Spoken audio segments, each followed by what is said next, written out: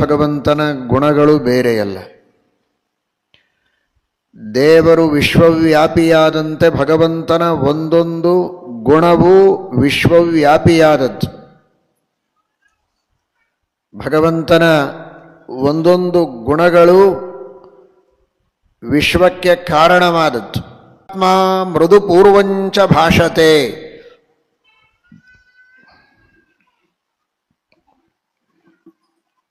ಸಾಮಾನ್ಯವಾಗಿ ಅಪರಿಪಕ್ವ ಮನಸ್ಸಿರುವಂತಹ ವ್ಯಕ್ತಿಯ ಮನಸ್ಥಿತಿ ಉದ್ವಿಗ್ನವಾಗಿರುತ್ತದೆ. ಮನಸ್ಸು ಅಪಕ್ವವಾದದ್ದರಿಂದಲೇ ಉದ್ವಿಗ್ನವಾಗಿರುತ್ತದೆ. ಸಣ್ಣ ಪುಟ್ಟ ಏರುಪೇರುಗಳು ಜೀವನದಲ್ಲಿ ನಡೆದಾಗಲೂ ಕೂಡ ಸಹಿಸಿಕೊಳ್ಳುವ ಶಕ್ತಿ ಇರೋದಿಲ್ಲ, ತಾಳ್ಮೆ ಇರೋದಿಲ್ಲ. ಹಾಗಾಗಿ ಮನಸ್ಸಿನಲ್ಲಿ ಪ್ರಕ್ಷುಬ್ಧತೆ ಇರುತ್ತೆ, ಪ್ರಶಾಂತತೆ ಇರೋದಿಲ್ಲ. ಯಾವ ವ್ಯಕ್ತಿ ವಿವೇಕಿಯಾಗಿದ್ದಾನೆ, ಸಾಕಷ್ಟು ಅನುಭವಗಳನ್ನು ಪಡೆದುಕೊಂಡು ಮನಸ್ಸನ್ನು ಪಕ್ವ ಮಾಡಿಕೊಂಡಿದ್ದಾನೆ, ಬೇಕಾದಷ್ಟು ಸಿಹಿ ಕಹಿಗಳನ್ನು ಅನುಭವಿಸಿದ್ದಾನೆ, ಅಂತಹ ವ್ಯಕ್ತಿಗೆ ಸಣ್ಣ ಪುಟ್ಟ ಏರುಪೇರುಗಳಾದಾಗ, ಸುಖ ದುಃಖಗಳು ಬಂದಾಗ ಮನಸ್ಸು ಸ್ಥಿಮಿತದಲ್ಲಿರುತ್ತೆ, ಪ್ರಕ್ಷುಬ್ಧವಾಗೋದಿಲ್ಲ. ಅಂತಹ ಘಟನೆಗಳನ್ನು ಬಂದಾಗ ಹೇಗೆ ತಾನು ಹಿಂದೆ ದಾಟಿ ಬಂದದ್ದುಂಟು ಅನ್ನುವ ನೆನಪು ಅವನಿಗೆ ಈಗ ಸಮಾಧಾನವನ್ನು ನೀಡುತ್ತದೆ, ಧೈರ್ಯವನ್ನು ತುಂಬುತ್ತದೆ. ಒಬ್ಬ ಸಾಮಾನ್ಯ ವಯೋವೃದ್ಧನಲ್ಲಿಯೇ ಈ ತರಹದ ಒಂದು ಪ್ರಶಾಂತತೆ ಇರಬೇಕಾದರೆ ಯಾವ ಭಗವಂತ ಅನಾದಿನಿತ್ಯ ನಿರ್ದುಃಖ ನಿರ್ದೋಷನಾಗಿದ್ದಾನೆ, ಅಂತಹ ಭಗವಂತನಿಗೆ ಪ್ರಪಂಚದೊಳಗಿನ ಯಾವುದೇ ತರಹದ ಘಟನೆಗಳಿರ್ಬೋದು, ಅದು ಯಾವುದೂ ಭಗವಂತನಲ್ಲಿ ಪ್ರಕ್ಷೋಭವನ್ನು ತರೋದಿಲ್ಲ. ಪ್ರಶಾಂತಾತ್ಮ, ಯಾವಾಗಲೂ ಆನಂದ ಪರಿಪೂರ್ಣವಾದಂತಹ ಮನಸ್ಸು ಪರಮಾತ್ಮನದು. ಎಂತಹ ಶತ್ರುಗಳಿರಲಿ, ದೇವರನ್ನು ನಿಂದೆ ಮಾಡುವವರಿರ್ಬೋದು, ಪ್ರತ್ಯಕ್ಷವಾಗಿ ದೇವರ ವಿರೋಧವನ್ನು ಮಾಡುವವರಾಗಿರಬಹುದು, ಯಾರೇ ಇರಲಿ, ಏನಿದ್ರೂ ಭಗವಂತನ ಮನಸ್ಸಿನಲ್ಲಿ ವಿಕಾರ ಇಲ್ಲ. ಕಾರಣ ಇಷ್ಟೇ, ಬಂದಂತಹ ಯಾವ ವ್ಯಕ್ತಿಗಳಾದರೂ ಅವನ ಅಧೀನರು. ಅವನನ್ನು ಸೋಲಿಸುವ, ಅವನ ಮನಸ್ಸಿಗೆ ವಿರುದ್ಧ ಮಾಡುವ, ಸಂಹಾರ ಮಾಡುವ ಯಾವ ಶಕ್ತಿ ತಾಕತ್ತುಗಳಿದ್ದವರು ಅವನ ಎದುರಿಗೆ ಬರಲಾರರು, ಇಲ್ಲವೇ ಇಲ್ಲ ಅಂಥವರು. ಅಂದಮೇಲೆ ಯಾರು ಬಂದರೂ ಏನು ಭಯ ಆಗಬೇಕಾಗಿದೆ? ಘಟನೆಗಳು ಏನೇ ನಡೆದರೂ ಅವನ ಇಚ್ಛೆಗೆ ತಕ್ಕ ಹಾಗೆ ನಡೆಯುತ್ತೆ, ಅವನ ಮನಸ್ಸಿನಲ್ಲಿ ಏನು ವಿಕಾರ ಆಗಬೇಕಾಗಿದೆ? ಹಾಗಾಗಿ ಪ್ರಶಾಂತಾತ್ಮ, ಯಾವಾಗಲೂ ಆನಂದಪೂರ್ಣವಾದ ಸಮಾಧಾನ ಇರುವಂತಹ ಮನಸ್ಸು ಪರಮಾತ್ಮನಿಗಿದೆ. ಇದು ದೇವರಲ್ಲಿರಿ ನಾವು ಚಿಂತನೆ ಮಾಡಬೇಕಾದ ಗುಣ. ದೇವರಿಂದ ಕಲಿಯಬೇಕಾದ ಗುಣ ಏನು, ಆದರ್ಶ ಏನು ಅಂದರೆ, ಆ ಯೋಗ್ಯತೆ ದೇವರಿಗೆ ಮಾತ್ರ. ಆದರೆ ನಾವು ಪ್ರಶಾಂತಾತ್ಮರಾಗಬೇಕು. ನಾವು ದೇವರಂತೆ ಪರಿಪೂರ್ಣರಾದದ್ದರಿಂದ ಪ್ರಶಾಂತಾತ್ಮರಾಗಲು ಸಾಧ್ಯವಾಗದೇ ಇದ್ದರೂ ಕೂಡ ಪರಿಪೂರ್ಣನಾದ ಭಗವಂತನನ್ನು ನೆನೆಸಿ ಪ್ರಶಾಂತಾತ್ಮರಾಗಬೇಕು. ಸುಖವಾಗಲಿ ಬಹು ದುಃಖವಾಗಲಿ ಸಖ ನೀನಾಗಿರು ಪಾಂಡುರಂಗ. ನಾನು ಮಾಡಿದ ಕರ್ಮಗಳಿಗೆ ತಕ್ಕಂತೆ ಸುಖ ದುಃಖಗಳು ಬರ್ತಾ ಇರ್ತವೆ. ಸುಖಸ್ಯಾನಂತರಂ ದುಃಖಂ, ದುಃಖಸ್ಯಾನಂತರಂ ಸುಖಂ. ಒಂದು ಸಣ್ಣ ದುಃಖದ ಪ್ರಸಂಗ ಬಂದ ಮಾತ್ರಕ್ಕೆ ಮನಸ್ಸಿನಲ್ಲಿರುವಂತಹ ಸ್ಥಿಮಿತತೆಯನ್ನು, ಧೈರ್ಯವನ್ನು ಕಳೆದುಕೊಳ್ಳಬಾರದು. ಬೇಕು ಅಂತ ಬಯಸಿ ಯಾರೂ ದುಃಖವನ್ನು ಪಡೆದುಕೊಳ್ಳೋದಿಲ್ಲ ಅನ್ನುವುದು ಎಷ್ಟು ಸತ್ಯವೋ, ಸುಖವೂ ಹಾಗೇ ನಾವು ಬಯಸದೇ ಬರುತ್ತೆ. ಬಂದ ಸುಖ ಹೋಗಬೇಕು ಅಂತ ನಾವು ಅಪೇಕ್ಷೆ ಪಡದೇ ಇದ್ರೂ ಹೋಗುತ್ತಲ್ಲ, ದುಃಖವು ಹಾಗೇ ಹೋಗುತ್ತೆ. ಹೋಗು ಅಂತ ತಳ್ಳಿದರೆ ಹೋಗಬೇಕು ಅಂತಲ್ಲ, ಹೋಗುತ್ತೆ, ತನ್ನ ಕಾಲಕ್ಕೆ ತಾನೇ ಹೋಗುತ್ತೆ. ಇದು ಮನುಷ್ಯನಿಗೆ ವಿವೇಕ ಇದ್ದರೆ ದುಃಖ ಬಂದಾಗ ಸ್ವಲ್ಪ ಮನಸ್ಸಿನಲ್ಲಿ ವಿಕಾರ ಆಗಬಹುದು ತಕ್ಕ ಮಟ್ಟಿಗೆ ಸಾಮಾನ್ಯ ಮಾನವನಿಗೆ. ಆದರೆ ಈ ವಿವೇಕದಿಂದ ಇದ್ಯಾವುದೂ ಶಾಶ್ವತ ಅಲ್ಲ, ತಾತ್ಕಾಲಿಕವಾಗಿ ದುಃಖ ಇದೆ, ದೇವರು ರಕ್ಷಣೆ ಮಾಡುತ್ತಾನೆ, ನಾನು ಸ್ಥಿಮಿತತೆಯಿಂದ ಇದಕ್ಕೆ ಪ್ರತೀಕಾರವನ್ನು ಮಾಡಬೇಕು ಅಂತ ಧೈರ್ಯದಿಂದ ಆ ಬಂದ ಸಮಸ್ಯೆಯನ್ನು ಎದುರಿಸುವುದಕ್ಕೆ ಸಿದ್ಧನಾದರೆ ಮತ್ತೆ ಉತ್ಸಾಹದಿಂದ ಮುಂದೆ ಬರಬಹುದು.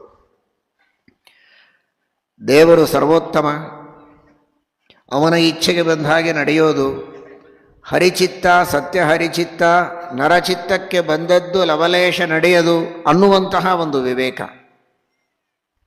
ಜೊತೆಗೆ ನಾನು ದೇವರಿಗೆ ಶರಣು ಹೋದರೆ ಎಂತಹ ಕಷ್ಟ ಇದ್ದರೂ ದೇವರು ಅದನ್ನು ಪರಿಹಾರ ಮಾಡುತ್ತಾನೆ ಎನ್ನುವಂತಹ ನಂಬಿಕೆ. ಜೊತೆಗೆ ಇತಿಹಾಸದಲ್ಲಿ ನಡೆದ ತಮ್ಮ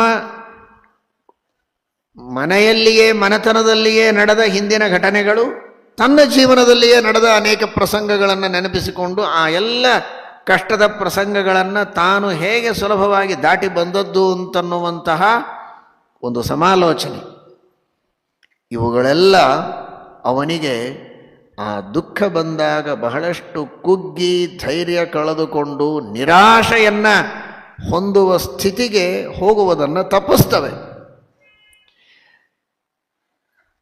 ಶಾಸ್ತ್ರದ ಶ್ರವಣವನ್ನು ಮಾಡ್ತಾ ಇತಿಹಾಸದ ಪುಟಗಳಲ್ಲಿ ಪುರಾಣದ ಗರ್ಭದಲ್ಲಿ ಬಂದಂತಹ ಅನೇಕ ಘಟನೆಗಳನ್ನು ಮೆಲುಕು ಹಾಕಿದಾಗ ಎಂಥೆಂತಹ ಆಪತ್ತುಗಳಿಂದ ದೇವರು ರಕ್ಷಣೆ ಮಾಡಿದ್ದಾನೆ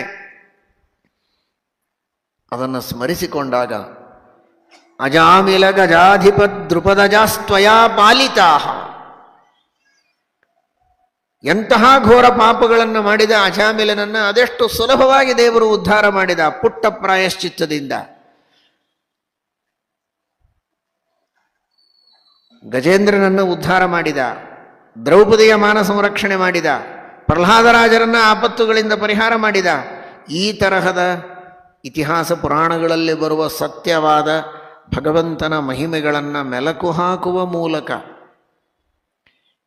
ಇವನಿಗೊಂದು ಧೈರ್ಯ ಬರ್ತದೆ, ಪ್ರಶಾಂತಾತ್ಮನಾಗ್ತಾನೆ ಅನ್ನುವುದಕ್ಕೇನೆ ಇತಿಹಾಸ ಪುರಾಣ ಶಾಸ್ತ್ರ ಸಾಕಷ್ಟು ಕೇಳಿ ಕೇಳಿ ಕೇಳಿ ಒಂದು ಧೈರ್ಯವನ್ನು ತಂದುಕೊಂಡವರಿಗೆ ಬೇಕಾದಷ್ಟು ಘಟನೆಗಳು ನಡೆದರೂ ಪ್ರಾಣ ಕಳೆದುಕೊಂಡು ಬಿಡೋಣ, ಆತ್ಮಹತ್ಯೆ ಮಾಡಿಕೊಳ್ಳೋಣ ಅನ್ನುವಂತಹ ಪ್ರವೃತ್ತಿ ಬರೋದಿಲ್ಲ. ಆ ತರಹದ ಅಧೈರ್ಯದ ಕಾರ್ಯವನ್ನು ಮಾಡ್ತಾನೆ ಅಂದರೆ ಅವನಿಗೆ ಸರಿಯಾಗಿ ಉತ್ತಮರ ಸಹವಾಸ ಆಗಿಲ್ಲ, ವೃದ್ಧರ ಸೇವೆಯನ್ನು ಮಾಡಿಲ್ಲ, ಇತಿಹಾಸ ಪುರಾಣಗಳನ್ನು ಕೇಳಿಲ್ಲ, ದೇವರನ್ನು ನಂಬಿಲ್ಲ ಅಂತ ಅರ್ಥ.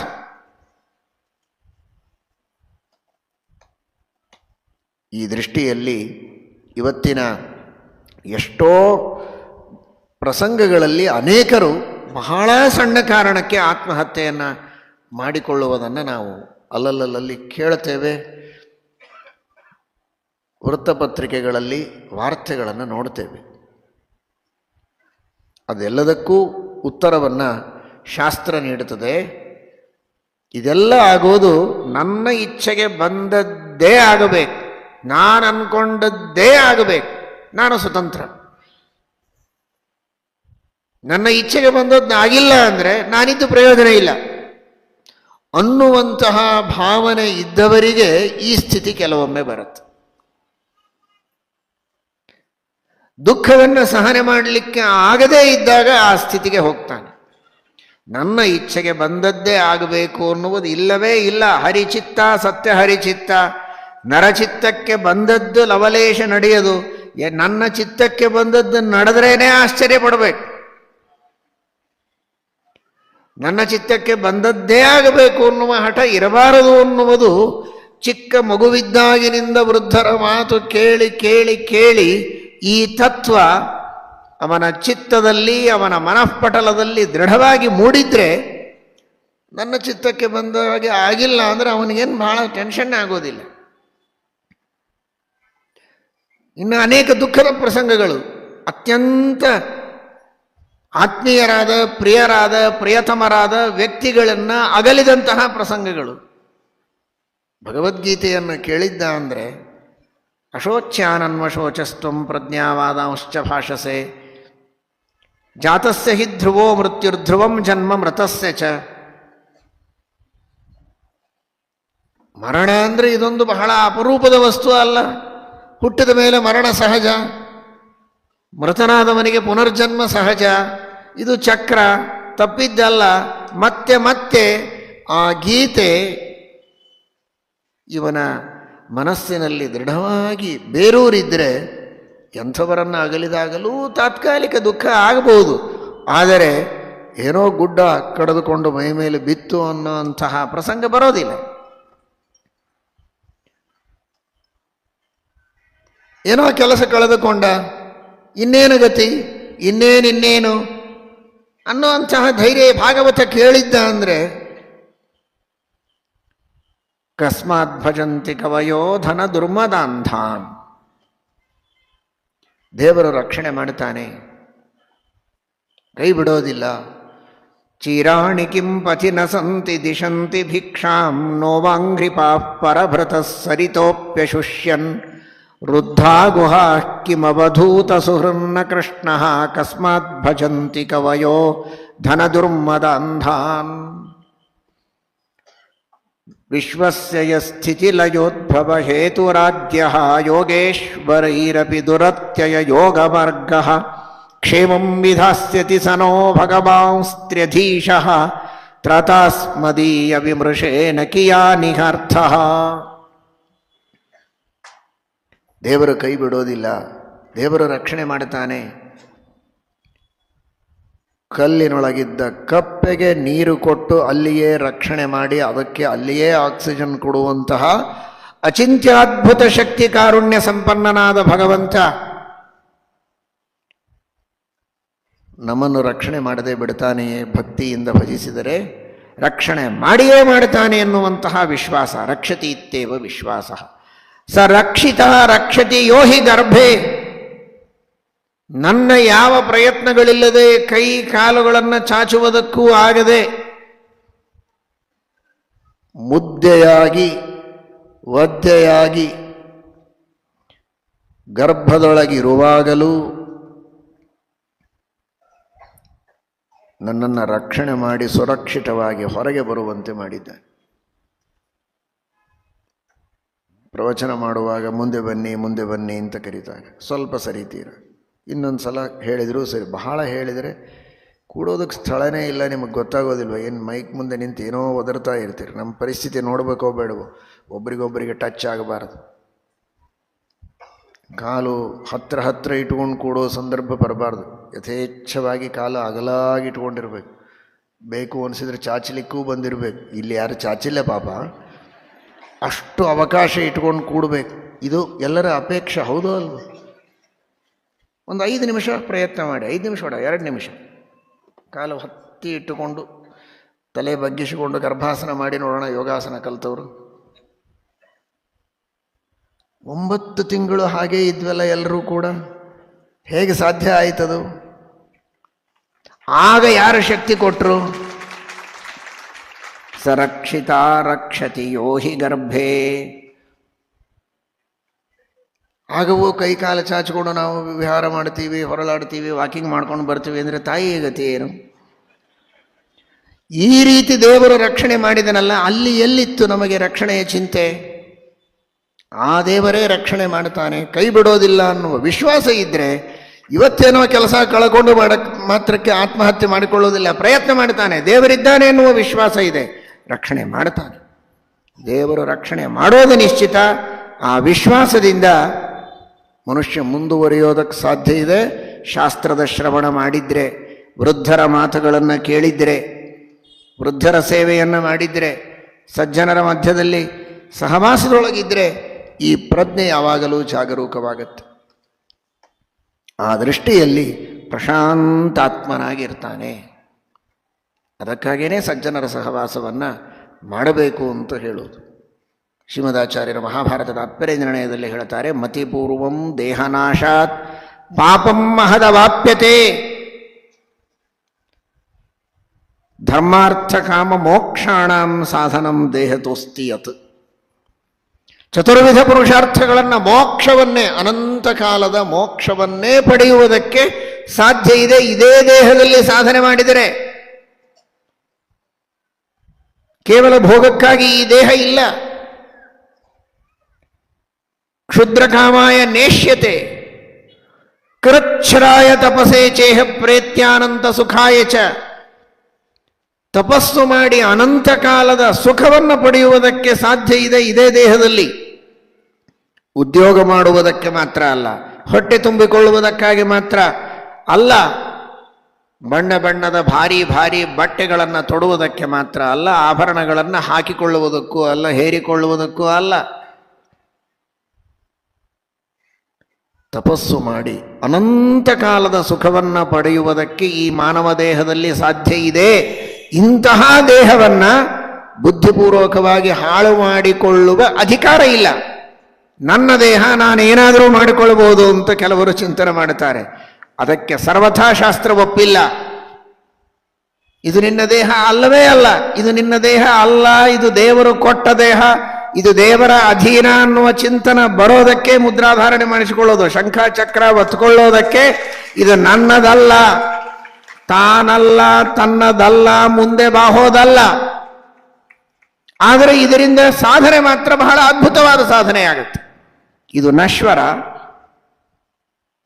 ಆದರೆ ಇದು ಈಶ್ವರನ ಹತ್ತಿರದ ಕರೆದುಕೊಂಡು ಹೋಗುವ ಸಾಧನೆಯನ್ನು ಮಾಡಿಸುವಂತಹ ದೇಹ. ಇಂತಹ ದೇಹವನ್ನು ಹಾಳು ಮಾಡಿಕೊಳ್ಳಬಾರದು, ಹಾನಿ ಮಾಡಿಕೊಳ್ಳಲು ಬೇಡಿ, ಹುಚ್ಚಪ್ಪಗಳಿರ ಅಂತ ಬೈತಾರೆ ದಾಸರು. ದೇಹವನ್ನು ಸಾರ್ಥಕಪಡಿಸಿಕೊಳ್ಳಬೇಕು, ತಾಳ್ಮೆಯಿಂದ ಇರಬೇಕು, ಸಮಾಧಾನದಿಂದ ಇರಬೇಕು. ಇದು ರಾಮಾಯಣದಿಂದ ಕಲಿಯುವ ಒಂದು ಸಂದೇಶ. ಪ್ರಶಾಂತಾತ್ಮ ಸಹಿ ನಿತ್ಯಂ ಸಚ ನಿತ್ಯಂ ಪ್ರಶಾಂತಾತ್ಮ ಮೃದುಪೂರ್ವಂಚ ಭಾಷತೆ. ಶ್ರೀರಾಮಚಂದ್ರನ ದರ್ಶನವನ್ನು ಪ್ರತಿನಿತ್ಯದಲ್ಲಿ ಮಾಡಿಕೊಳ್ತೀರಿ. ಮೂಲರಾಮದೇವರ ದರ್ಶನ, ದಿಗ್ವಿಜಯ ರಾಮದೇವರ ದರ್ಶನ. ಆ ರಾಮನಿಗೆ, ಅನಂತ ಗುಣಪೂರ್ಣನಾದ ಶ್ರೀರಾಮಚಂದ್ರನಿಗೆ ನಮ್ಮ ಯೋಗ್ಯತೆಗೆ ತಕ್ಕಷ್ಟು ಗುಣವಂತರಾಗುವಂತೆ ಅನುಗ್ರಹ ಮಾಡಲು ಪ್ರಾರ್ಥನೆಯನ್ನು ಮಾಡಬೇಕು. ಮೃದುಪೂರ್ವಂಚ ಭಾಷತೆ. ರಾಮ ಮಾತನಾಡುವಾಗ ಬಹಳ ಮೃದುವಾಗಿ ಮಾತನಾಡ್ತಾ ಇದ್ದ. ಏನೇ ಹೇಳಬೇಕಾಗಿರಲಿ, ತಪ್ಪು ಮಾಡಿದ್ದಾನೆ ಒಬ್ಬ ಪ್ರಜೆ, ಅಪರಾಧ ಮಾಡಿಯೇ ಬಂದು ನಿಂತಿದ್ದಾನೆ, ಅವನಿಗೆ ದಂಡ ಮಾಡಬೇಕಾಗಿದೆ, ಶಿಕ್ಷೆ ಕೊಡಬೇಕಾಗಿದೆ ಅಂತಾಗಿದ್ದರೂ ಕೂಡ ಮಾತನಾಡುವಾಗ ಮೃದುಪೂರ್ವಂಚ ಭಾಷತೆ. ಏನಪ್ಪ, ಏನೋ ಈ ತರಹ ತಪ್ಪು ಕೆಲಸ ಮಾಡಿದ್ದಿ ಅಂತೆ, ಕಳ್ಳತನ ಮಾಡಿದ್ದಿ, ಏನಾದರೂ ಕಷ್ಟ ಇತ್ತ ಮನೆಯಲ್ಲಿ, ಹೆಂಡತಿ ಮಕ್ಕಳಿಗೆ ಹಾಕಲಿಕ್ಕೆ ಏನು ಸೌಕರ್ಯ ಇರಲಿಲ್ಲ ಅಂತ ಕಳ್ಳತನ ಮಾಡಿದೆಯಾ, ಏನು ಸಮಸ್ಯೆ ಇತ್ತು ಅಂತ ಬಂದು ಹೇಳಿಕೊಂಡಿದ್ದರೆ ನಾನೇ ಪರಿಹಾರ ಮಾಡ್ತಿದ್ನಲ್ಲ, ಯಾಕೆ ಅಧರ್ಮ ಅನ್ಯಾಯ ಮಾಡುವ ಹೆಜ್ಜೆಯನ್ನು ಇಟ್ಟು ಈ ಕ್ರಮದಲ್ಲಿ ಬಂದದ್ದು ಕಳ್ಳ. ಆದರೆ ಮೃದುಪೂರ್ವಂಚ ಭಾಷತೆ. ಮಾಡಿದ ಅಧರ್ಮವನ್ನು, ಕಳ್ಳತನವನ್ನು ಒಪ್ಪಿ ಇಟ್ಟುಕೊಳ್ಳುವುದಲ್ಲ, ತಿದ್ದುವಾಗಲೂ ಮೃದುಪೂರ್ವಂಚ ಭಾಷತೆ. ದೇವರು ಸರ್ವಜ್ಞ, ಆದರೆ ಒಬ್ಬ ರಾಜ, ಒಬ್ಬ ಯಜಮಾನ, ಒಬ್ಬ ಅಧಿಪತಿ, ಒಬ್ಬ ನಾಯಕ ಹೇಗಿರಬೇಕು ಅನ್ನುವುದನ್ನು ತೋರಿಸ್ತಾನೆ. ಮೃದುಪೂರ್ವಂಚ ಭಾಷತೆ. ಮೃದುಪೂರ್ವಂಚ ಭಾಷತೆ. ಮೃದುಪೂರ್ವಂ ಒಂದೇ ಶಬ್ದ, ಅಥವಾ ಪೂರ್ವಂಚ ಮೃದು ಭಾಷತೆ. ಮೊದಲು ಮೃದು, ಆಮೇಲೂ ಮೃದುವಾಗಿ ಮಾತನಾಡುವಂಥವನು. ಕೆಲವರು ಮೊದಲು ಬಂದು ಕೂಡಲೇ ಮೃದುವಾಗಿ ಮಾತಾಡ್ತಾರೆ, ಆಮೇಲೆ ನೋಡಿದರೆ ಅದನ್ನು ತಡ್ಕೊಳ್ಳಿಕ್ಕೆ ಸಾಧ್ಯ ಇಲ್ಲ ಅಂಥ ಮಾತಾಡ್ತಾರೆ. ಯಾಕಪ್ಪ ಬಂದ್ವಿ ಇಲ್ಲಿ ಅಂತ. ಅದಕ್ಕೆ ವಾಲ್ಮೀಕಿ ಮಹರ್ಷಿಗಳು ಬಹಳ ಸುಂದರವಾಗಿ ಶಬ್ದವನ್ನಿಟ್ಟಿದ್ದಾರೆ. ಮೃದು ಪೂರ್ವಂಚ ಭಾಷತೆ. ಮೊದಲೂ ಮೃದು ಮಾತಾಡ್ತಾನೆ, ಮಧ್ಯದಲ್ಲಿಯೂ ಮೃದುವಾಗಿಯೇ ಮಾತಾಡ್ತಾನೆ, ಕೊನೆಗೂ ಮೃದುವಾಗಿಯೇ ಮಾತನಾಡುವಂಥದ್ದು ಶ್ರೀರಾಮಚಂದ್ರನ ಅದ್ಭುತವಾದಂತಹ ವಾಣಿ. ಕೇಳಿದರೆ ಆನಂದ ಆಗಬೇಕು. ಆ ತರಹ ಮಾತನಾಡು.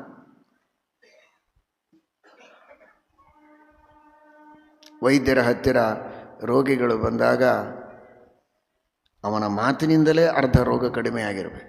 ನೀನೇನು ಚಿಂತೆ ಮಾಡಬೇಡ, ಏನೇನೂ ವಿಚಾರ ಮಾಡಬೇಡ, ಎಲ್ಲ ರೋಗಗಳ ಪರಿಹಾರ ಆಗತ್ತೆ, ದೇವರ ಅನುಗ್ರಹ ಇದೆ, ದೇವರ ಸ್ಮರಣೆ ಮಾಡು, ಚೆನ್ನಾಗಿ ಹೇಳಿದ ಔಷಧಿಗಳನ್ನು ತೆಗೆದುಕೋ, ಪಥ್ಯ ಚೆನ್ನಾಗಿ ಮಾಡು, ಡಯಟ್ ಮಾಡು, ಏನು ನಿಯಮಗಳಿವೆ ಅವುಗಳನ್ನೆಲ್ಲ ಚೆನ್ನಾಗಿ ಪರಿಪಾಲನೆ ಮಾಡು, ಏನೂ ವಿಚಾರ ಮಾಡಬೇಡ. ನಿನ್ಗಿಂತಲೂ ಬಹಳ ಉಲ್ಬಣ ರೋಗ ಆದವರು ಸುಖವಾಗಿ ಪರಿಹಾರ ಮಾಡಿಕೊಂಡು ಹೋಗಿದ್ದಾರೆ, ನೀನ್ಯಾಕೆ ಚಿಂತೆ ಮಾಡಿದೆ? ಹೀಗೆ ಹೇಳಿದರೆ ಅವನಿಗೆ ಅರ್ಧ ರೋಗ ಕಡಿಮೆಯಾಗಿ ಬಿಟ್ಟಿರ್ತದೆ, ಮನಸ್ಸಿಗೆ ಧೈರ್ಯ ಬಂದಿರ್ತದೆ, ವಿಶ್ವಾಸ ಬರ್ತದೆ. ಇದು ಕ್ರಮ.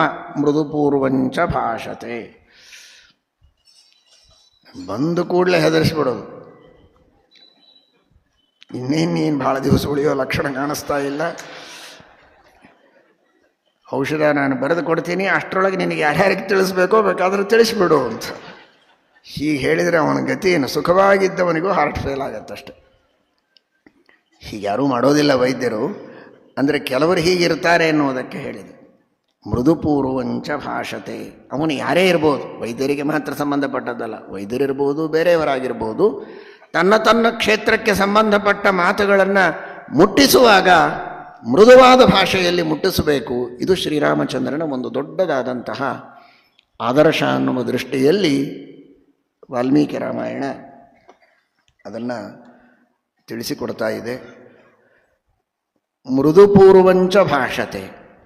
ತತ್ವೋಪದೇಶವನ್ನು ಮಾಡುವಂತಹ ಸಂದರ್ಭದಲ್ಲಿಯೂ ಭಗವತ್ತತ್ವವನ್ನು ತಿಳಿಸುವಾಗಲೂ ಮೃದುಪೂರ್ವಂಚ ಭಾಷತೆ, ಮೃದುವಾಗಿ ಭಗವಂತನ ಅನುಗ್ರಹ ಏನು, ಭಗವಂತನ ಕಾರುಣ್ಯ ಏನು ಅದನ್ನೂ ತಿಳಿಸಬೇಕು. ನಾವು ತಪ್ಪು ಮಾಡಿದರೆ ಎಂತಹ ಘೋರವಾದ ನರಕವನ್ನು ಕೊಡ್ತಾನೆ ದೇವರು, ಅದನ್ನೂ ತಿಳಿಸ್ಬೇಕು. ಎರಡನ್ನೂ ಹೇಳಬೇಕು. ಮೃದುಪೂರ್ವಂಚ ಭಾಷತೆ, ಇದು ಎರಡೂ ಅರ್ಥ. ಇದೀಗ ಹೇಳಿದ್ದು ಮೊದಲು ಮೃದು, ಮಧ್ಯದಲ್ಲಿಯೂ ಮೃದು, ಕೊನೆಯಲ್ಲಿಯೂ ಮೃದು ಅಂತ. ಆದರೆ ಕೆಲವು ಸಂದರ್ಭಗಳಲ್ಲಿ ಮಾತ್ರ ನಿಷ್ಠುರವಾದ ಮಾತುಗಳನ್ನು ಹೇಳಲೇಬೇಕಾಗತ್ತೆ. ಚಶಬ್ದಕ್ಕೆ ಏವ ಎಂಬ ಅರ್ಥವನ್ನು ಅಲ್ಲಲ್ಲಲ್ಲಿ ಶ್ರೀಮನ್ಯಾಯಸುಧಾ ಗ್ರಂಥದಲ್ಲಿ ಟೀಕಾಕೃತ್ಪಾದರು ಹೇಳ್ತಾರೆ. ಅದು ಮರಾಠಿ ಭಾಷೆಯಲ್ಲಿದೆ. ಅವನೇ ಅಂತ ಹೇಳಬೇಕಾದ್ರೆ ತೋಚ್ ಅಂತಾರೆ. ಆ ಚ ಅನ್ನುವುದು ಏವಾರ್ಥದಲ್ಲಿಯೂ ಉಂಟು. ಟೀಕಾಕೃತ್ಪಾದರು ಮಹಾರಾಷ್ಟ್ರದವರೇ. ಹೀಗಾಗಿ ಚ ಅನ್ನುವುದು ಏವ ಎಂಬ ಅರ್ಥದಲ್ಲಿಯೂ ಉಂಟು. ಪೂರ್ವಂಚ ಮೃದು ಭಾಷತೆ, ಮೊದಲು ಮಾತ್ರ ಮೃದುವಾಗಿರ್ತಾನೆ, ಆದರೆ ತಪ್ಪೇ ಮಾಡಿದ್ದು ನಿಜ ಆಗಿದ್ದರೆ ಸಂದರ್ಭ ಬಂದಾಗ ಸರಿಯಾದ ನಿಷ್ಠುರವಾದ ಮಾತುಗಳಿಂದ ಅವನಿಗೆ ಎಚ್ಚರಿಕೆಯನ್ನೂ ಕೊಡುತ್ತಾನೆ ದೇವರು ಅಂತ. ಅದೂ ಅವಶ್ಯಕವೇ. ಪೂರ್ವಮೇವ ಮೃದು ಭಾಷತೆ. ಆಮೇಲೆ ಯೋಗ್ಯವಾದ ಪ್ರಸಂಗದಲ್ಲಿ ಅವನಿಗೆ ಸರಿಯಾದ ತಿಳುವಳಿಕೆಯನ್ನು ಪರಮಾತ್ಮ ಕೊಡ್ತಾನೆ ಅಂತ. ಇದನ್ನೂ ನಾವು ಜೀವನದಲ್ಲಿ ಇಟ್ಟುಕೊಳ್ಳಬೇಕು ಎಂಬುದಾಗಿ ತಿಳಿಸಿಕೊಡ್ತಾರೆ. ಮೃದುಪೂರ್ವಂಚ ಭಾಷತೆ. ಉಚ್ಚಮಾನೋಪಿ ಪರುಷಂ ನೋತ್ತರಂ ಪ್ರತಿಪದ್ಯತೆ. ಎಷ್ಟೇ ನಿಷ್ಠುರವಾದ ಮಾತುಗಳನ್ನು ಆಡಿದರೂ ಕೂಡ ಅದಕ್ಕೇನು ಪ್ರತೀಕಾರ ಮಾಡ್ತಾ ಇರಲಿಲ್ಲಂತೆ. ನಿನಗೇನು ಬೇಕು ಹೇಳು, ವಿಧಾನ ಮಾತ್ರಂ ತದುಪಾದದೆ ತದಾ ಪಯೋ ಯಥಾಚ್ಛಂ ಪರಮಸ್ಸ ಹಂಸರಾಟ್ ತಲ್ಲೀನ ಆಕ್ಷೇಪ ಮುಪೈಕ್ಷತಾಫಲಂ ವಾರೀವ ಸಂತೋಹಿ ಗುಣಾಂಶ ತೋಷಿಣ ಅಂತ. ಏನೇನೋ ಆಕ್ಷೇಪಗಳನ್ನು ಮಾಡಬಹುದು, ನಿಷ್ಠುರವಾಗಿ ಮಾತನಾಡಬಹುದು. ಉಪವಾಸ ಸಾಯ್ತಾ ಇದ್ದೇನೆ, ಯಾರು ನೋಡುವವರಿಲ್ಲ, ಹಾಗಿದೆ ಹೀಗಿದೆ, ನೀವೆಲ್ಲ ರಾಜರಿದ್ದು ಏನು ಮಾಡ್ತೀರಾ, ಏನೇನೋ ಮಾತಾಡ್ಬೋದು. ನೀನು ಯಾಕೆ ಹೀಗೆ ಮಾತನಾಡಿದಿ? ನಾನು ಇಂತಹ ದೊಡ್ಡ ರಾಜ, ನನ್ನ ಎದುರಿನಲ್ಲಿ ಬಂದು ತಲೆಗೆ ಬಂದ ಹಾಗೆ ಮಾತಾಡ್ತಾ ಇದ್ದೀನಿ, ನನ್ನ ಜೈಲಿಗೆ ಹಾಕಿಸಿಬಿಡ್ತೇನೆ, ಹೊಡೆಸಿಬಿಡ್ತೇನೆ, ಯಾವುದೂ ಇಲ್ಲ. ಅವನಿಗೆ ಏನು ಬೇಕಾಗಿದೆ? ಹೊಟ್ಟೆಗಿಲ್ಲ, ಹಸದಿದ್ದಾನೆ, ಕಷ್ಟದಲ್ಲಿದ್ದಾನೆ, ದರಿದ್ರ. ಅವನಿಗೆ ಬೇಕಾದದ್ದನ್ನು ಕೊಟ್ಟು ಬಿಟ್ಟರೆ ಮುಗಿದೋಯ್ತು ಅಷ್ಟೇ. ಉಚ್ಚಮಾನೋಪಿ ಪರುಷಂ ನೋತ್ತರಂ ಪ್ರತಿಪದ್ಯತೆ. ಈ ಲೆವೆಲ್ ನೋಡಿ, ದೇವರು ಸರ್ವೋತ್ತಮ, ಬಿಟ್ಟುಬಿಡಿ. ನಾವು ಕಲಿತುಕೊಳ್ಳಬೇಕಾದದ್ದು ಅಂದರೆ ವಾಲ್ಮೀಕಿ ಮಹರ್ಷಿಗಳ ಶಬ್ದ. ಆ ಆರ್ಷ ಗ್ರಂಥದಲ್ಲಿರುವಂತಹ ಒಂದೊಂದು ಪದಗಳು ಹೇಗಿವೆ ಅಂತ. ಉತ್ತರವನ್ನು ಕೊಡೋದಿಲ್ಲ ಅಂತಂತ ಇಲ್ಲ ಮಹರ್ಷಿಗಳು. ನೋತ್ತರಂ ಪ್ರತಿಪದ್ಯತೆ, ತಲೆಯಲ್ಲೇ ಬರ್ತಿರಲಿಲ್ಲಂತೆ. ಕೆಲವೊಮ್ಮೆ ಯಾರಾದರೂ ನಮಗೇನಾದರೂ ಅಂದುಬಿಟ್ರೆ ಮನಸ್ಸಿನಲ್ಲಿ ಎಷ್ಟು ಶಬ್ದ, ಅದು ಯಾವುದಾದ್ರೂ ಅಂತ ಇನ್ನೂ ಬಂದಿಲ್ಲ. ಅಂಥದ್ದೇನಾದರೂ ಒಂದು ಹೊಸ ಟೆಕ್ನಾಲಜಿ ಬಂದರೆ ಮನಸ್ಸಿನಲ್ಲಿ ಇದ್ದಿದ್ದೆಲ್ಲ ಪಟ ಪಟ ಪಟ ಪ್ರಿಂಟ್ ಆಗ್ತಾ ಹೋಗಿಬಿಟ್ರೆ ಭಾಳ ಕಷ್ಟ. ಏನೋ ಬೈದು ಬಿಟ್ಟರೆ 108 ಬೈಗಳೆಲ್ಲ ತಲೆಯಲ್ಲಿ ಬರ್ತದೆ. ಆದರೂ ಸ್ವಲ್ಪ ಸಂಯಮದಿಂದ ತಡ್ಕೋತಾನೆ, ಒಂದೋ ಎರಡೋ ಹೊರಗೆ ಬರ್ತಾವಷ್ಟೇ. ಆದರೆ ಮಹರ್ಷಿಗಳಂತಾರೆ, ವಾಲ್ಮೀಕಿಗಳು, ನೋತ್ತರಂ ಪ್ರತಿಪದ್ಯತೆ, ತಲೆಯಲ್ಲಿಯೇ ಆಲೋಚನೆ ಮಾಡ್ತಾ ಇರಲಿಲ್ಲಂತೆ. ಅವನಿಗೆ ಕೆಟ್ಟದನ್ನು ಮಾತಾಡಬೇಕು, ಕೆಟ್ಟದಾಗಿ ಉತ್ತರ ಕೊಡಬೇಕು, ಕೆಟ್ಟದನ್ನು ಬಯಸೋದು ಮನಸ್ಸಿನಲ್ಲಿಯೂ ಬರ್ತಾ ಇರಲಿಲ್ಲ. ಉತ್ತರ ಕೊಡೋದಂತೂ ದೂರ ಉಳಿತು. ನೋತ್ತರಂ ಬ್ರವೀತಿ ಅಲ್ಲ, ನೋತ್ತರಂ ವದತಿ ಅಲ್ಲ, ನೋತ್ತರಂ ಪ್ರತಿಪದ್ಯತೆ. ಮನಸ್ಸಿನಲ್ಲಿಯೇ ಅವನಿಗೆ ಕೆಟ್ಟ ಮಾತುಗಳಿಂದ ಉತ್ತರವನ್ನು ಕೊಡಬೇಕು ಅಂತ ಚಿಂತನವನ್ನೂ ಮಾಡದಂತೆ ಅವನಿಗೆ ಹಿತವನ್ನೇ ಬಯಸುವಂತಹ ಅಸ್ಮದಿಷ್ಟೈಕಕಾರಿಯಾಯ ಪೂರ್ಣಾಯ ಹರಯೇ ನಮಃ. ಶ್ರೀಮದ್ ಆನಂದತೀರ್ಥ ಭಗವತ್ಪಾದಾಚಾರ್ಯರ ವಚನ. ಅಸ್ಮದಿಷ್ಟೈಕಕಾರಿಯಾಯ ಪೂರ್ಣಾಯ ಹರಯೇ ನಮಃ ಅಂತ. ನಮಗೆ ಹಿತವಾದದ್ದನ್ನು, ಇಷ್ಟವಾದದ್ದನ್ನೇ ಕೊಡ್ತಾನೆ ಪರಮಾತ್ಮ, ಅನುಗ್ರಹ ಮಾಡುತ್ತಾನೆ ಎನ್ನುವಂತಹ ಒಂದು ವಿಶ್ವಾಸವನ್ನು ಶ್ರೀಮದಾಚಾರ್ಯರು ನಮಗೆ ಮೂಡಿಸ್ತಾರೆ. ಆ ಮಾತನ್ನು ವಾಲ್ಮೀಕಿ ಮಹರ್ಷಿಗಳು ತಿಳಿಸ್ತಾರೆ. ಉಚ್ಚಮಾನೋಪಿ ಪರುಷಂ ನೋತ್ತರಂ ಪ್ರತಿಪದ್ಯತೆ. ಹೀಗಿರಬೇಕು ನೀವು ಅಂತ ಜಗತ್ತಿಗೆ ತಿಳಿಸಿಕೊಡ್ತಾ ಇದ್ದಾರೆ. ಎಷ್ಟೇ ನಿಷ್ಠುರವಾದ ಮಾತುಗಳಿಂದ ಇನ್ನೊಬ್ಬರು ನಮ್ಮನ್ನು ಬೈದಾಗಲೂ ಪ್ರೀತಿಯಿಂದ ಅವರನ್ನು ಮಾತನಾಡಿಸಿ ಅವರನ್ನು ಗೆಲ್ಲಬೇಕು, ಅವರ ಮನಸ್ಸನ್ನು ಗೆಲ್ಲಬೇಕು. ಮಾತಿಗೆ ಪ್ರತಿಯಾಗಿ ಮಾತನಾಡಿ ಜಗಳ ಆಡಿ ತನ್ನ ಮನಸ್ಸಿಗೇನೆ ದುಃಖವನ್ನು ತಂದುಕೊಳ್ಳುವ, ಕುಟುಂಬದಲ್ಲಿ ತನ್ನ ಸಮಾಜದಲ್ಲಿ ವಿರಸ ಕಲಹ ಇವುಗಳನ್ನು ಬೆಳೆಸಿಕೊಳ್ಳುವ ಪ್ರಯತ್ನವನ್ನು ಮಾಡಬಾರದು ಅಂತ ಶ್ರೀರಾಮಚಂದ್ರ ತಿಳಿಸಿಕೊಡ್ತಾ ಇದ್ದಾನೆ. ಕಥಂಚಿದುಪಕಾರೇಣ ಕೃತೇನ ಏಕೇನ ತುಷ್ಯತಿ ನ ಸ್ಮರತ್ಯಪಕಾರಾಣಾಂ ಶತಮಪ್ಯಾತ್ಮವತ್ತಯ. ಕಥಂಚಿದುಪಕಾರೇಣ, ಕದಾಚಿದುಪಕಾರೇಣ ಅಂತೂ ಪಾಠ ಇದೆ. ಕಥಂಚಿದುಪಕಾರೇಣ ಕೃತೇನೈಕೇನ ತುಷ್ಯತೆ. ಒಂದು ಉಪಕಾರವನ್ನು ಮಾಡಿದರೂ ಸಂತುಷ್ಟನಾಗ್ತಾನೆ, ಅನಂತ ಅಪರಾಧಗಳನ್ನು ಮಾಡಿದ್ದರೂ ಕ್ಷಮ ಮಾಡ್ತಾನೆ. ಶತಮಪಿ ಅಂತಿದೆ. ವ್ಯಾಖ್ಯಾನಕಾರರು ಬರೀತಾರೆ, ಶ್ರೀಮದಾಚಾರ್ಯರು ಅಲ್ಲಲ್ಲಿ ಹೇಳ್ತಾರೆ, ಶತ ಸಹಸ್ರ ಈ ಎಲ್ಲ ನಿನ್ನೆನೇ ಹೇಳಿದೆ, ಶತ ಸಹಸ್ರಾದಿ ಶಬ್ದಗಳಿಗೆ ಅನಂತ ಎಂಬ ಅರ್ಥ ಇದೆ ಅಂತ. ಶತಂ ಸಹಸ್ರಂ ಅಯುತಂ ಸರ್ವಂ ಅನಂತ್ಯವಾಚಕಂ ಅಂತ. ಅನಂತ ಅಪರಾಧಗಳು ಎನ್ನಲ್ಲಿ ಇರಲಾಗಿ ಭಿನ್ನಹಕ್ಕೆ ಬಾಯಿಲ್ಲವಯ್ಯ ಅಂತಾರೆ ದಾಸರು. ಒಬ್ಬ ವ್ಯಕ್ತಿ ಒಂದು ಉಪಕಾರ ಮಾಡಿದ, ಅವನು ಮಾಡಿದಂತಹ ಉಪಕಾರವನ್ನು ನಾವು ಸ್ಮರಣೆ ಮಾಡಲಿಲ್ಲ ಅಂದರೆ ಅದು ಒಂದು ಅಪರಾಧ ಆಗತ್ತೆ. ದೇವರು ನಮಗೆ ಮಾಡಿದ ಉಪಕಾರಗಳು ಅನಂತ. ಆ ಉಪಕಾರಗಳನ್ನು ನಾವು ಸ್ಮರಣೆ ಮಾಡದೇ ಇದ್ದರೆ ಅಪರಾಧಗಳು ಎಷ್ಟಾಯಿತು? ಸಹಜವಾಗಿ ಅನಂತ ಅಪರಾಧಗಳಾಯಿತು. ದೇವರು ಮಾಡಿದ ಉಪಕಾರದ ಸ್ಮರಣೆಯನ್ನು ಮಾಡದೆ ಕೃತಜ್ಞರಾಗಿರೋದು ಒಂದು ಅಪರಾಧ ಅಂತ ಇಟ್ಕೊಂಡ್ರೆ, ಒಂದು ಉಪಕಾರ ಸ್ಮರಣೆ ಮಾಡದೇ ಇರೋದು ಒಂದು ಅಪರಾಧ ಅಂದರೆ, ದೇವರು ನಮಗೆ ಮಾಡ್ತಾ ಇರುವ ಉಪಕಾರ, ಮಾಡಿದ ಉಪಕಾರ, ಮುಂದೆ ಮಾಡೋ ಉಪಕಾರಗಳು ಅನಂತ ಇವೆ. ಆ ಅನಂತ ಉಪಕಾರಗಳನ್ನು ನಾವು ಸ್ಮರಿಸೋದಿಲ್ಲ ಅಂದರೆ ನಮ್ಮ ಅಪರಾಧಗಳು ಅನಂತ ಆಯಿತು. ಆದರೂ ಆ ಅಪರಾಧಗಳನ್ನು ದೇವರು ಕ್ಷಮ ಮಾಡ್ತಾನೆ. ಇವನು ಅಜ್ಞಾನಿ, ವಿಸ್ಮರಣಶೀಲ, ಎಲ್ಲವನ್ನು ನೆನಪಿನಿಟ್ಟುಕೊಳ್ಳಿಕ್ಕೆ ಆಗೋದಿಲ್ಲ. ಯಾವಾಗೋ ಆಗೊಮ್ಮೆ ಈಗೊಮ್ಮೆ ತಕ್ಕ ಮಟ್ಟಿಗೆ ಕೃತಜ್ಞತೆಯನ್ನು ಅರ್ಪಣೆ ಮಾಡ್ತಾನೆ, ಒಂದು ಕೈ ಮುಗಿತಾನೆ, ನಮಸ್ಕಾರ ಪ್ರದಕ್ಷಿಣೆ ಮಾಡ್ತಾನಲ್ಲ, ಸಾಕು ಅಂತ ಅಷ್ಟಕ್ಕೆ ದಯೆ ತೋರ್ತಾರಲ್ಲ, ಇದೇ ದೇವರ ದೊಡ್ಡದಾದ ಗುಣ. ಕಥಂಚ್ ಉಪಕಾರ ಅಂದರೆ ದೇವರಿಗೇನು ಉಪಕಾರ ಇಲ್ಲವೇ ಇಲ್ಲ, ಮಾಡಲಿಕ್ಕೆ ಬರೋದಿಲ್ಲ, ಸೇವೆ ಅಂತ ಅರ್ಥ ಅಷ್ಟೇ. ದೇವರಿಗೊಂದು ಕೈ ಮುಗಿದು ನಮಸ್ಕಾರ ಮಾಡಿದರೆ ಕಥಂಚಿದ ಉಪಕಾರೇಣ, ನಾವು ಮಾಡಿದ ಸೇವೆ ಭಾಳ ಭಕ್ತಿ ಶ್ರದ್ಧೆಗಳಿಂದ ಏನು ಮಾಡಿರೋದಿಲ್ಲ, ತಕ್ಕ ಮಟ್ಟಿಗೆ ಭಕ್ತಿ ಶ್ರದ್ಧೆಗಳಿಂದ ಮಾಡಿರ್ತೀವಿ. ಕಥಂಚಿದ ಉಪಕಾರೇಣ, ಏನೋ ಎಲ್ಲರೂ ಹೊಂಟಿದ್ದಾರೆ ಅಂತ ತಾನೂ ಹೊರಟಿರ್ತಾನಷ್ಟೇ, ಹೋಗಲೇಬೇಕು ಅಂತ ಇವನಿಗೇನು ಉದ್ದೇಶ ಇಲ್ಲ. ದೇವಸ್ಥಾನಕ್ಕೆ ಗೆಳೆಯರೆಲ್ಲ ಹೊಂಟಿದ್ದಾರಲ್ಲ, ಅವ್ರ ಜೊತೆಗೆ ಹೋಗೋಣ ಅಂತ ಹೋಗಿರ್ತಾನೆ, ಅವರೆಲ್ಲ ನಮಸ್ಕಾರ ಮಾಡ್ತಾರಲ್ಲ ಅಂತ ತಾನೂ ಮಾಡಿರ್ತಾನೆ. ಇದು ಕಥಂಚಿತ. ಏನೋ ಸಹಜವಾಗಿ ಮಾಡಿತ್ತು. ಹೋಗಬೇಕು ಅಂತ ಯಾತ್ರೆ ಮಾಡಿ ಹೋದದ್ದಲ್ಲ, ಸಂಕಲ್ಪಪೂರ್ವಕ ಹೋದದ್ದಲ್ಲ, ಸಹಜವಾಗಿ ಹೋದದ್ದು. ಇನ್ಯಾವುದೋ ಕೆಲಸಕ್ಕೆ ಹೋಗಿರ್ತಾನೆ, ದೇವರು ಕಂಡರು, ದೇವಸ್ಥಾನ ಕಂಡು ಒಂದು ಕೈ ಮುಗಿತಾನೆ, ಪಕ್ಕದವರು ನಮಸ್ಕಾರ ಮಾಡಿದರು ಅಂತ ಮಾಡ್ತಾನೆ.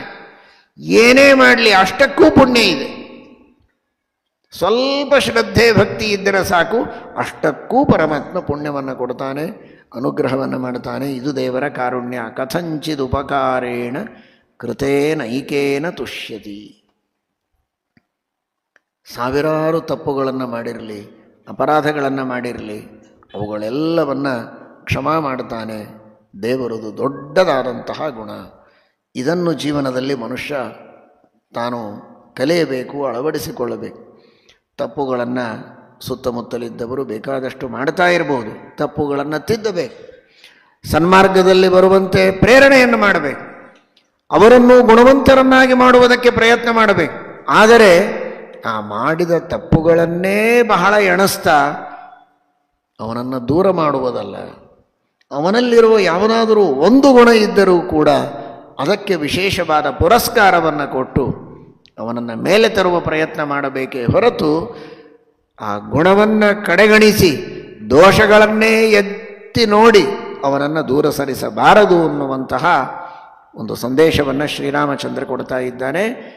ನ ಸ್ಮರತ್ಯಪಕಾರಾಣಾಂ ಶತಮಪ್ಯಾತ್ಮವತ್ತಯ. ಏನಾದರೂ ದೇವರು ಇದಕ್ಕೆ ವಿಪರೀತವಾಗಿ ಗುಣಗಳನ್ನು ನೋಡದೆ ದೋಷಗಳನ್ನು ಎಣಿಸ್ತಾ ಇದ್ದ ಅಂದರೆ ಮಾತ್ರ ಯಾವ ಜೀವನೂ ಮೋಕ್ಷವನ್ನು ಹೊಂದುವುದಕ್ಕೆ ಸಾಧ್ಯ ಇರಲಿಲ್ಲ. ಅಷ್ಟು ಅಪರಾಧಗಳಿವೆ. ಅನೇಕ ಜನ ಅಂತಾರೆ, ನಾವೇನು ತಪ್ಪು ಮಾಡೇ ಇಲ್ಲ, ಯಾಕೆ ನಮಗೆ ಕಷ್ಟ ಬರುತ್ತೋ ಗೊತ್ತಿಲ್ಲ ಅಂತ. ಈ ಮಾತು ಅನ್ನೋದೇ ಶಾಸ್ತ್ರದ ಪರಿಜ್ಞಾನ ಇಲ್ಲದೇ ಇರೋದಕ್ಕೆ ಮನುಷ್ಯ ಅಂತಾನೆ. ಇದೇ ಒಂದು ದೊಡ್ಡ ತಪ್ಪು. ಮೊದಲನೇದ್ದು ಏನು ತಪ್ಪು ಮಾಡಿಲ್ಲ ಅಂತೇನು ತಿಳುವಳಿಕೆ ಇದೆ ಅಲ್ಲ, ಇದು ಯಾಕೆ ಬಂತು ಈ ಭಾವನೆ? ಪೂರ್ವಜನ್ಮ, ಹಿಂದಿನ ಎಷ್ಟೋ ಜನ್ಮಗಳು, ಈ ಜನ್ಮದಲ್ಲಿ ತಾನು ಮಾಡಿದಂತಹ ಎಷ್ಟೋ ನಿಷಿದ್ಧ ಕರ್ಮಗಳು, ವಿಹಿತ ಕರ್ಮಗಳನ್ನು ಮಾಡದೇ ಇರೋದು, ಇವುಗಳ ಬಗ್ಗೆ ತಿಳುವಳಿಕೆ ಇಲ್ಲ ಅನ್ನೋದೇ ಒಂದು ದೊಡ್ಡ ತಪ್ಪು. ಮೊದಲನೇದ್ದು ನಾನೇನು ಮಾಡೋದಿಲ್ಲ, ನನ್ನ ಪಾಡಿಗೆ ನಾನು ಸುಮ್ಮನೆ ಇರ್ತೇನೆ ಮನೆಯಲ್ಲಿ, ಆದರೂ ಕಷ್ಟ ಬರ್ತದೆ. ನಿನ್ನ ಪಾಡಿಗೆ ನೀನು ಸುಮ್ಮನೆ ಇರೋದೇ ದೊಡ್ಡ ತಪ್ಪು. ಪರೋಪಕಾರ ಮಾಡಬೇಕು ಅಂತ ಶಾಸ್ತ್ರ ಇದೆ, ಸುಮ್ಮನೆ ಇರು ಅಂತ ಹೇಳಿಲ್ವಲ್ಲ ನಿನಗೆ. ಸುಮ್ಮನೆ ಇರೋದೇ ತಪ್ಪು. ಒಂದೊಂದು ವಿಹಿತ ಕರ್ಮಗಳನ್ನು ಮಾಡದೇ ಇರುವುದು ಒಂದು ಅಪರಾಧ. ಶಾಸ್ತ್ರದಲ್ಲಿ ವಿಹಿತವಾದ ಸಹಸ್ರಾರು ಕರ್ಮಗಳಿವೆ, ಓದಿಯೇ ಇಲ್ಲ, ಕೇಳಿಯೇ ಇಲ್ಲ, ತಿಳಿದೇ ಇಲ್ಲ, ಮಾಡೋದಂತೂ ದೂರ ಉಳಿತು. ಅದೆಲ್ಲವನ್ನ ಮಾಡದೇ ಇರುವ ತಪ್ಪುಗಳಿವೆ. ಮಾಡಬಾರದು ಅಂತ ಹೇಳಿದ ನಿಷಿದ್ಧ ಕರ್ಮಗಳಿವೆ, ಆ ನಿಷಿದ್ಧ ಕರ್ಮಗಳನ್ನು ಮಾಡ್ತೇವೆ, ಅದೂ ತಪ್ಪಿದೆ. ದೇವರ ವಿಸ್ಮರಣೆ, ಅದೂ ದೊಡ್ಡ ತಪ್ಪಿದೆ. ಒಂದೇ ಎರಡೇ ಅನಂತ ಅಪರಾಧಗಳಿವೆ. ಅದನ್ನೆಲ್ಲ ದೇವರು ನೋಡಿಬಿಟ್ರೆ ನಾವು ಮಾಡೋ ಏನು ಸಣ್ಣ ಪುಟ್ಟ ದೇವರ ಸೇವೆಗಳಿವೆ, ಇದು ಲೆಕ್ಕಕ್ಕೆ ಬರೋದಿಲ್ಲ. ನೂರಾರು ಸಾವಿರಾರು ಅಪರಾಧಗಳಿದ್ದಾಗ ಒಂದು ಒಳ್ಳೆಯ ಕೆಲಸ ಮಾಡಿದರೆ ಯಾರು ಮಾತಾಡಿಸ್ತಾರೆ? ಯಾವತ್ತೋ ಒಂದು ದಿವಸ ಬಂದು ನಿಮಗೆ ಕುಡಿಯೋದಕ್ಕೆ ಒಂದು ಲೋಟ ನೀರು ಕೊಟ್ಟು ಮನೆಯಲ್ಲಿದ್ದ ಎಲ್ಲ ಆಸ್ತಿ ಪಾಸ್ತಿ ಕಳ್ಳತನ ಮಾಡ್ಕೊಂಡು ತೊಗೊಂಡು ಹೋದ್ರೆ, ಅಂತೂ ನೀರಂತೂ ಕೊಟ್ಟೇ ಅಲ್ಲ ಸಾಕು ಅಂತ ಯಾರಾದರೂ ಅಂತಾರ? ಆದರೆ ದೇವರ ಅಂತಾನೆ, ಇದೇ ದೊಡ್ಡ ವೈಲಕ್ಷಣ್ಯ. ಶತಮಪ್ಯಪಕಾರಾಣ ನ ಸ್ಮರತ್ಯಪಕಾರಾಣ ಶತಮಪ್ಯಾತ್ಮವತ್ತಯ. ಯಾದವಾರ್ಯರು ಅದನ್ನೇ ಪ್ರಾರ್ಥನೆ ಮಾಡ್ತಾರೆ. ದೇವಾಪರಾಧಮನವೇಕ್ಷ ಚ ವೀಕ್ಷ ಭಕ್ತಿಂ ವಾಸಿಷ್ಠ ಕೃಷ್ಣ ಮಮ ದೇಹಿ ಕರಾವಲಂಬಂ. ಎರಡನ್ನೂ ಲಿಸ್ಟ್ ತೆಗೆದು ಎಷ್ಟು ಅಪರಾಧಗಳು ಎಷ್ಟು ಪುಣ್ಯಕರ್ಮಗಳು ಅಂತ ನೋಡಿ ತೂಕ ಮಾಡಿ ನಾನು ಫಲ ಕೊಡ್ತೇನೆ ಅಂತ ಅನ್ಲಿಕ್ಕೆ ಹೋಗಬೇಡ. ಈ ಸಾಮಾನ್ಯ ಜೀವರ ಯೋಗ್ಯತೆ ಅಷ್ಟು ದೊಡ್ಡದಲ್ಲ. ಅಪರಾಧದ ಲಿಸ್ಟನ್ನು ಮುಚ್ಚಿಟ್ಬಿಡೋದನ್ನು ಕಟ್ಟಿಟ್ಬಿಡು, ನೋಡಲೇಬೇಡ, ಇದು ಒಂದೇ ನೋಡು ಸಾಕು ಅಂತಾರೆ. ದೇವಾಪರಾಧ ಮನವೇಕ್ಷ ಚ ವೀಕ್ಷ ಭಕ್ತಿಂ. ಭಕ್ತಿಯನ್ನು ಮಾತ್ರ ನೋಡು, ಪುಣ್ಯಕರ್ಮಗಳನ್ನು ಮಾತ್ರ ನೋಡಿ ನಮ್ಮನ್ನು ಉದ್ಧಾರ ಮಾಡು ಅಂತ ಚತುರ್ಥ ಸ್ಕಂದ ಭಾಗವತದಲ್ಲಿ ಫಲ್ ಗೋಪಿ ಉರುಕರೋಷಿ ಅಂತ. ದೇವರು ಅತೀ ಸ್ವಲ್ಪ ಇದ್ದದ್ದನ್ನು ಬಹಳ ದೊಡ್ಡದನ್ನಾಗಿ ಮಾಡಿ ನೋಡ್ತಾನೆ ಅನ್ನೋದಕ್ಕೆ ನಾವು ಇಷ್ಟೆಲ್ಲ ಚೆನ್ನಾಗಿದ್ದೇವೆ. ಸಣ್ಣ ಸೇವೆ ಮಾಡಿದರೂ ಅದನ್ನು ಮ್ಯಾಗ್ನಿಫೈ ಮಾಡಿ ನೋಡ್ತಾನೆ.